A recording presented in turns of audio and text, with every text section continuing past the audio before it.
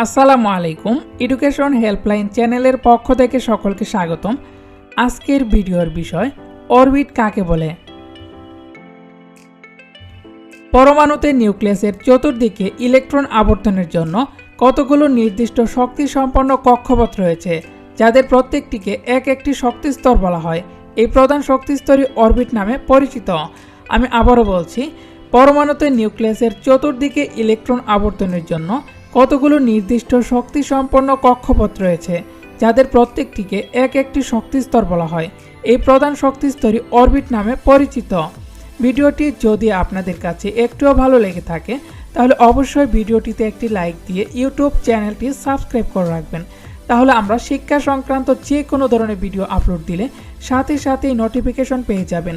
ধন্যবাদ সবাইকে, সকলেই ভালো থাকবেন। পরবর্তী কোনো ভিডিওতে দেখা হবে আপনাদের সাথে। আল্লাহ হাফেজ।